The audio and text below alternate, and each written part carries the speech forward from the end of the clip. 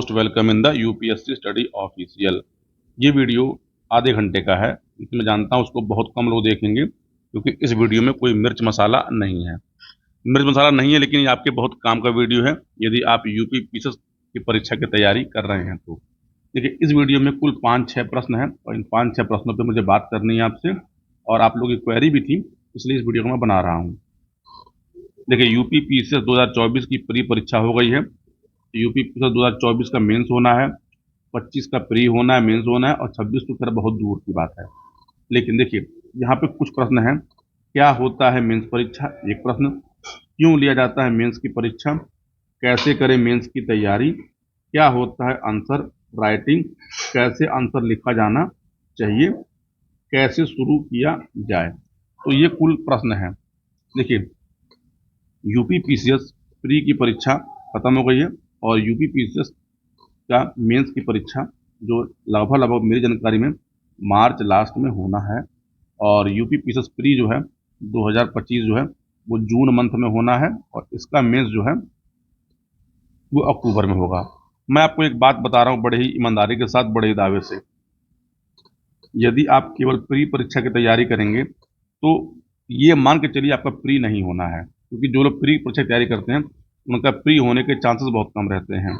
इसीलिए एक अप्रोच अपनाइए, आप प्री प्लस मेंस दोनों को साथ में तैयार करिए। क्यों? क्योंकि देखिए, मेंस में जब आप पढ़ते हैं तो मेंस में आपकी अवधारणा बनती है, कॉन्सेप्ट बनते हैं, और यूपी पीसीएस में चाहे यूपीएससी में ऐसे बहुत से प्रश्न होते हैं जो कॉन्सेप्ट से हल किए जाते हैं। अगर आपने कॉन्सेप्ट सीख लिया तो आपको रटना नहीं पड़ेगा और आप पेपर को आराम से कर लेंगे। चलिए एक एक करके बात करते हैं कि मेंस का पेपर लिया क्यों जाता है। देखिए, मेंस का पेपर लिया क्यों जाता है, क्योंकि आपको एक प्रश्न दिया गया है। उस प्रश्न में आपको होता है कि आप 125 वर्ड में या फिर आप 200 वर्ड में लिखिए। उस प्रश्न पे आपको जो दिया गया प्रश्न है, उस प्रश्न के पॉजिटिव नेगेटिव इम्पैक्ट प्लस आपका एनालिटिकल पावर चेक करने के लिए कमीशन आपसे प्रश्न पूछता है। जैसे मान लीजिए, मैं आपको एक एग्जांपल दे रहा हूं, उदारीकरण। उदारीकरण यूपीपीसी के जीएस पेपर 1 में एक टॉपिक है।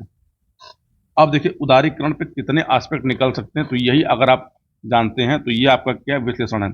उदारीकरण होता क्या है, पहला, क्यों अपनाया गया, क्यों अपनाया गया, इसके प्रभाव क्या हैं। आप जानते हैं प्रभाव क्या होंगे, दो होंगे, एक पॉजिटिव होंगे, एक नेगेटिव होंगे। असली खेला यहाँ पे होता है कि जो नेगेटिव प्रभाव है उस नेगेटिव प्रभाव को कैसे कम कर सकते हैं, कैसे कम कर सकते हैं। असली आपका काम यहाँ से शुरू होता है। अगर आप इतना करेंगे तो आपके अंदर कॉन्सेप्ट बिल्डिंग और आपके अंदर एनालिटिकल पावर जो होगी वो डेवलप होगी, और ये पावर डेवलप होगी, आप मेंस का आंसर बेहतरीन लिख सकते हैं। हमारे यूपी पीसीएस की परीक्षा में, यूपी पीसीएस की परीक्षा में कुल 8 पेपर होते हैं, कुल 8 पेपर होते हैं। यानी आप ये समझिए, ये हमारा यूपी पीसीएस का मेंस का परीक्षा है। इसमें 6 पेपर जीएस के, एक पेपर हिंदी का और एक पेपर निबंध का, यानी कुल ये पेपरों की संख्या हो गई 8। इन 8 पेपर प्लस इंटरव्यू से हमारी मेरिट प्रिपेयर होती है। अब देखिए, सबकी आपकी ड्रीम जॉब क्या है, एसडीएम है, चाहे डीवाईएसपी है, या हो सके तो किसी की एआरटीओ हो या किसी की और हो। अब होना क्या चाहिए कि इन 8 पेपरों में ऑन एवरेज हर पेपर में 100 गुणे 8, यानी आपको 800 नंबर चाहिए होता है मेरिट लिस्ट में नाम लाने के लिए, मतलब एक रैंक के लिए अच्छी। मैं ये कह रहा हूँ कि हर पेपर में 100 नहीं आते, किसी में आपके 98 आए, किसी में 94 आए, किसी में 110 भी आ जाए, मतलब एवरेज जो है हर पेपर का आपको 100 आना चाहिए। यदि 800 प्लस नंबर आप नहीं लाते मेंस की परीक्षा में, आपको इंटरव्यू कॉल भले मिल जाए लेकिन आपको सिलेक्शन नहीं मिलेगा। और सिलेक्शन लेने के लिए आपको लिखना पड़ेगा, लिखना पड़ेगा, लिखना पड़ेगा। बिना लिखे आप मेंस की परीक्षा पास नहीं करेंगे, और बिना मेंस परीक्षा अच्छे नंबर से आपको सिलेक्शन नहीं मिलना है। आप कहेंगे सर इसमें नई बात क्या बताया मैंने। अब आपको मैं बातें बताने जा रहा हूँ। देखिए, आपके जीएस के कुल 6 पेपर हैं, और 6 पेपर बोले तो ये यानी पेपर 1, पेपर 2, पेपर 3, पेपर 4। अब देखिए, इसको तैयार कैसे किया जाए। तो यूपी पीसीएस का आप सिलेबस ले लीजिए और सिलेबस के एक एक पॉइंट को प्रिपेयर करिए। हर पॉइंट पे कम से कम 2 से 3 क्वेश्चन प्रिपेयर करिए। अगर आप ऐसे से करेंगे तो आप कम से कम 600 प्लस प्रश्न प्रिपेयर कर लीजिए मेंस परीक्षा के। 600 प्लस मेंस की प्रिपेयर कर लीजिए। और यदि आपने 600 पेपर ये कर लिए तो आपको पेपर में कुल 120 क्वेश्चन आने हैं 6 पेपर में मिला के, और ये 600 क्वेश्चन से ये आपका 120 बनकर आएगा। आप ये समझ लीजिए, अगर आपने इतना कर लिया तो आप समझ लीजिए कि मेंस की परीक्षा में बहुत आगे निकल गए औरों से। ठीक, ये कोई मतलब नहीं रखता कि मैंने 4 मेंस लिखे, मैंने 5 मेंस लिखे, मैंने 6 मेंस लिखे। देखिए, ये बताने की बहुत गर्व की बात नहीं है। मैंने बहुत मेंस लिखे हैं, क्योंकि आपने मेंस बहुत सारे इसलिए लिखे क्योंकि आपको मेंस का अप्रोच नहीं पता था। आप मेंस में गलतियां करते थे, मैंने गलतियां की हैं। मैं अपनी गलतियों से जो सीखा हूं, मैंने बहुत सारी कॉपियां चेक की हैं, बहुत सारी मैंने किताबें लिखी हैं, उनके आधार पे आपको बता रहा हूं कि यूपी पीसीएस की मेंस की परीक्षा जो है, एक हॉलिस्टिक अप्रोच अपना के आप आराम से जो मेंस का तिलस्म है, जो मेंस का किला है, उस किले को आप भेद सकते हैं। तो इसलिए आपको मैं कुछ आंसर राइटिंग सिखाने का प्रयास कर रहा हूँ, मेंस का सिलेबस बताने का प्रयास कर रहा हूँ। यदि आप यूपी पीसीएस 2024 का मेंस लिखने जा रहे हैं या फिर यूपी पीसीएस 2025 की आप तैयारी शुरू कर रहे हैं, आप मेरे साथ रह के इस तैयारी में अपनी जर्नी को कंटिन्यू कर सकते हैं। अब आपको मैं कुछ, जैसे मान लीजिए आपने एक टॉपिक सुना होगा आरक्षण। देखिए, इस टॉपिक पे अलग अलग व्यक्ति की अलग अलग धारणाएं होती हैं। ठीक, जैसे मान लीजिए आप आरक्षण के तो पक्ष में होंगे या तो विपक्ष में होंगे, या आप इस पर बात करना पसंद नहीं करेंगे। लेकिन जब इस पर प्रश्न आएगा तो आप क्या करेंगे? देखिए, अगर आप पक्ष में होंगे खूब लिखेंगे बहुत बढ़िया बहुत बढ़िया, विपक्ष में होंगे तो आप कहेंगे सीरियस नकार देंगे, यार बकवास व्यवस्था है। और आप न्यूट्रल होंगे तो कहेंगे यार उसको को छोड़ दो, पता नहीं हम लिख दें तो कॉपी चेक करने वाला बंदा हो, वो या तो आरक्षण का क्या हो, सपोर्टर हो, या तो उसका क्या हो, उसके अपोजिशन में हो, उसको मेरी बातें पसंद आए ना पसंद आए। लेकिन देखिए है क्या, आप आरक्षण के टॉपिक को प्रिपेयर आप जब कर रहे हो, आरक्षण के टॉपिक में देखिए आरक्षण लाया क्यों गया, और आरक्षण की कुछ पॉजिटिव बातें होंगी, कुछ नेगेटिव बातें होंगी। ठीक, आप पॉजिटिव आपको जितना पता है कि मान लीजिए भाई सामाजिक असमानता को दूर करता है। ठीक, समाज में समरसता फैलाने के लिए समाज में जो वंचित वर्ग हैं उसको समाज की मुख्य धारा में जोड़ने के लिए लाया गया है।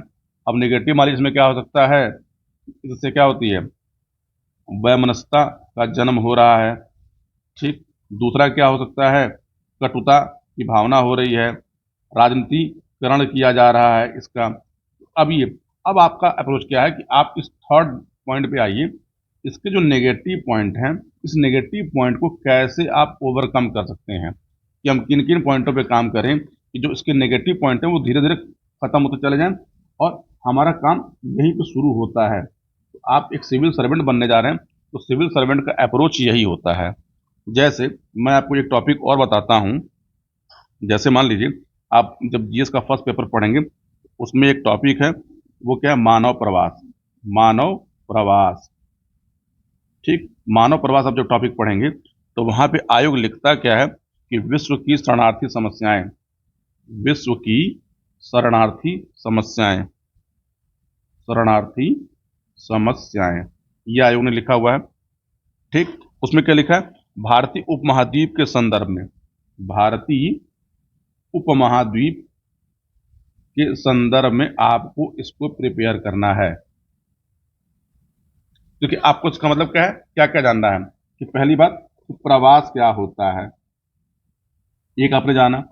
अब देखिए, विश्व की शरणार्थी समस्याएं, तो विश्व में शरणार्थियों को क्या क्या समस्याएं होती हैं, दूसरा, और स्पेशली आपको भारतीय उपमहाद्वीप में जो समस्याएं हैं, आपको उस पर केंद्रित होकर अपना कंटेंट, अपना आंसर प्रिपेयर करना है। जैसे भारत में आप जानते हैं बांग्लादेश से बहुत लोग क्या होते हैं, पलायन करके यहाँ पर रहने आते हैं। आपने एक वर्ड सुना होगा, रोहिंग्या शरणार्थी। क्योंकि यहाँ पर टॉपिक आया, आपने सुना होगा रोजोंग शरणार्थी।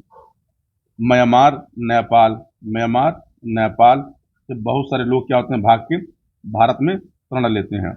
आपको एक पता होना चाहिए कि यूएनएचआरसी, ठीक, यूएनएचआरसी यूनाइटेड नेशन शरणार्थी आयोग जो है, भारत इसका मेंबर नहीं है, भारत इसका मेंबर नहीं, इसलिए भारत किसी को भी अपने यहाँ शरण देने के लिए बाध्य नहीं है। हमने उसको रेटिफाई नहीं किया, हमने उसको ज्वाइन नहीं किया। लेकिन फिर भी आप इतने बड़े देश हैं और आपके अगल बगल जो हैं इतने निर्याती समूह हैं, इतने उसके बाद विपरीत परिस्थितियां, तो लोग भाग भाग के क्या होते हैं, भारत आते हैं। आपको इसलिए इस टॉपिक को प्रिपेयर करना है, आपको यहाँ से क्वेश्चन देखने को मिल जाएगा। यानी सबसे बढ़िया जो अप्रोच होता है मेंस को प्रिपेयर करने का, वो अप्रोच क्या होता है कि आपने टॉपिक प्रिपेयर किया और टॉपिक के साथ जो जुड़े हुए क्वेश्चन हैं आपने वो प्रिपेयर कर लिया। मैं क्या करता हूं, जब मैं इसको प्रिपेयर करता हूं या कराता हूं तो मैं इसको उल्टा कर देता हूं कि हमने टॉपिक लिखा और टॉपिक से संबंधित क्वेश्चन लिख लिए कि इस टॉपिक से ये क्वेश्चन बनते हैं, और उसके बिहाफ पे अपना कंटेंट प्रिपेयर कर लिया। कंटेंट का मतलब क्या है कि आपने अपने लिए एक आटा बना लिया, एक आटा पीस लिया। और आटा आपको पता है कि आप अपने घर पे रोटी खाते हो, पूड़ी खाते हो, कचौड़ी खाते हो, पराठा खाते हो, इन सब के लिए आटा एक ही गेहूं से बन के आता है। अब आपका कंटेंट जो है वही क्या है, वो आटा है। अब उससे आपसे जैसे क्वेश्चन पूछे जाए आप वैसे अपना कंटेंट प्रिपेयर करके आप उसको क्वेश्चन आंसर के फॉर्मेट में प्रस्तुत कर दीजिए। जिस दिन आप ये सीख गए समझिए कि मेंस में आपने महारत हासिल कर ली। मैं आपको एक टॉपिक और बताता हूं। जैसे आप जब जीएस का पेपर 2 पढ़ेंगे तो जीएस पेपर 2 में एक टॉपिक है, ठीक, भारत में स्वतंत्रता पश्चात भूमि सुधार, भूमि सुधार। देखिए यहाँ पे लिखा है भारत में स्वतंत्रता पश्चात भूमि सुधार। आप जब इस टॉपिक को देखेंगे आपको पता है कि आज़ादी के बाद भारत में लैंड सीलिंग अप्लाई किया गया, लैंड सीलिंग। और स्पेशली आपको ये पढ़ना चाहिए यूपी के रिस्पेक्ट में कि यूपी में भूमि सुधार में क्या क्या प्रयोग किए गए। अब देखिए भूमियाँ के खंड हैं, अब भूमि से संबंधित समस्याएं होंगी, उन समस्याओं को दूर कैसे करना है, तो वही आपने क्या किया, सुधार में अपनाया। तो आपको ऐसे प्रिपेयर करना है क्योंकि यहाँ से क्वेश्चन बनेंगे। जैसे एक आपको मैं टॉपिक बताता हूँ, गरीबी, गरीबी और भूख से संबंधित विषय, भूख से संबंधित विषय। ये टॉपिक समझिए कि यूपीपीसीएस या यूपीएससी परीक्षा का सदाबहार टॉपिक है कि गरीबी जो है paper first, paper second, paper third और पेपर फोर्थ, मतलब चारों टॉपिक में आता है। लेकिन आपको ये सोचिए कि पेपर 1, पेपर 2, पेपर 3, पेपर 4 में इसको अलग अलग क्यों रखा गया है। अगर आप पेपर फर्स्ट में पढ़ेंगे तो पेपर फर्स्ट में लिखा है गरीबी और विकासात्मक विषय। क्या लिखा है, गरीबी और विकासात्मक विषय। ये फर्स्ट पेपर में जो लाइन आयोग लिखता है, विकासात्मक विषय। दूसरा, आप अगर जब पेपर 2 में देखेंगे तो पेपर 2 में क्या लिखता है आयोग कि गरीबी, गरीबी और भूख से संबंधित, भूख से संबंधित, संबंधित एवं राजनीतिक व्यवस्था, एवं राजनीतिक व्यवस्था। अभी मैं इसको एक्सप्लेन कर रहा हूं, बस थोड़े सुन लीजिए। व्यवस्था, ठीक। पेपर थर्ड में आयोग क्या लिखता है, तो देखिए पेपर थर्ड में यहाँ पे आयोग क्या लिखता है कि गरीबी के मुद्दे, गरीबी के मुद्दे। और मुद्दों में आयोग आपसे क्या क्या बोलता है, तो मुद्दे में आयोग 3 चीजें बोलता है, बेरोजगारी और सामाजिक न्याय, बेरोजगारी और सामाजिक न्याय, सामाजिक न्याय। और पेपर 4 में क्या बोलता है, मानवीय समस्याएं, मानवीय समस्याएं एवं संबंधित, संबंधित केस, संबंधित केस। देखिए पेपर फर्स्ट में हमारा क्या है, गरीबी और विकासात्मक मुद्दे। यानी यहाँ पे आपको गरीबी पढ़ना है और गरीबी से कौन कौन से विकास के मुद्दे प्रभावित होते हैं आपको ये पढ़ना है। इसलिए पहला पेपर जब आप पढ़ेंगे तो पहले पेपर में गरीबी जो है वो 2 टॉपिक के अंदर में कवर होती है, एक तो ज्योग्राफी में और दूसरा सोशल इशू में। यानी गरीबी को लेकर ज्योग्राफी से क्या समस्याएं हैं और इसके सोशल इशू से संबंधित क्या समस्याएं हैं, ठीक। जैसे आप पेपर सेकंड में हैं तो गरीबी और भूख संबंधित राजनीतिक व्यवस्था। तो आप जानते हैं कि पेपर 2 हमारा क्या है, तो पेपर 2 हमारा जो है वो पॉलिटी एंड गवर्नेंस। देखिए पॉलिटी और गवर्नेंस मतलब भूख, यानी हम कहते हैं कि हर व्यक्ति को जो है खाने की व्यवस्था राज्य करेगा, इसलिए इसको यहाँ पे डाला गया है। राजनीति क्या होगी? आप जानते हैं कि गरीबी को लेकर हमेशा से राजनीति होती रही कि गरीब हटाओ, गरीब हटाओ, गरीबी कम करो। तो यहाँ समस्या है। अब देखिए पेपर थर्ड में गरीबी के मुद्दे हैं। तो पेपर थर्ड हमारा क्या है? साइंस एंड टेक्नोलॉजी है और इकोनॉमिक्स है। तो वहाँ पर बेरोजगारी है और सामाजिक समस्याएं हैं यहाँ पर भी, इसलिए गरीबी। और पेपर फोर हमारा जो आता है तो वो किस पे आता है? वो आता है दर्शन पे, यानी गरीबी को हम कैसे दूर करें और कैसे लोगों से गरीबी की समस्याओं से निजात दिलाएं। तो देखिए ऐसे ऐसे टॉपिक्स होते हैं और इन टॉपिक्स को आपको प्रिपेयर करना होता है। तो मेरा अप्रोच क्या है कि आप यदि यूपी पीसीएस 2024 का मेंस लिख रहे हैं या फिर आप यूपी पीसीएस 2025 की तैयारी शुरू कर रहे हैं, आप या फिर 26 में आपको पेपर देना हो, आप इस चैनल को ज्वाइन कर सकते हैं। आप मुझसे कांटेक्ट कर सकते हैं। नंबर 99 18 57 96 46 अपनी क्वेरी लिख के भेज सकते हैं। और पेपर GS 1 से लेकर GS 6 तक के पेपर को मैं टॉपिक वाइज और क्वेश्चन वाइज अगले 4 से 5 महीने में कंप्लीट करा दूंगा। तो आप चाहे तो उसको ज्वाइन कर सकते हैं। और ये क्लासेस पर डे आएंगी और पर डे 1 घंटे के आसपास क्लासेस रहेंगी। 1 घंटे के मतलब 2 वीडियो होंगे। 2 वीडियो का मतलब क्या है? एक में कंटेंट होंगे और एक में आंसर राइटिंग होगा, जिसमें आप पर डे आंसर लिखेंगे। दूसरा क्या है कि आंसर राइटिंग में क्या है कि जैसे आपको मैंने प्रश्न दिया, आज प्रश्न दिया, आप उसका उत्तर लिख लीजिए अपने मन से। कल मैं उस प्रश्न का उत्तर फॉर्मेटिंग करके आपको सिखा दूंगा कि आपको क्या क्या इसमें लिखने चाहिए थे, फिर आप अपना आंसर उस फॉर्मेटिंग से चेक कर लीजिए। और एक व्हाट्सएप ग्रुप है, उस व्हाट्सएप ग्रुप में आप ज्वाइन कर सकते हैं। यही नंबर है, इस नंबर पर मैं एक व्हाट्सएप ग्रुप बना दूंगा। लेकिन इसमें केवल वो लोग जुड़ें जो 2024 या फिर 2025 की प्रिपरेशन कर रहे हैं। अपना नाम, अपना नाम, प्लेस और ईयर जरूर लिखिएगा कि आप 24 का मेंस दे रहे हैं या 25 के लिए दे रहे हैं। तो आपका नाम, मैं नाम वगैरह इसमें ऐड भी कर दूंगा।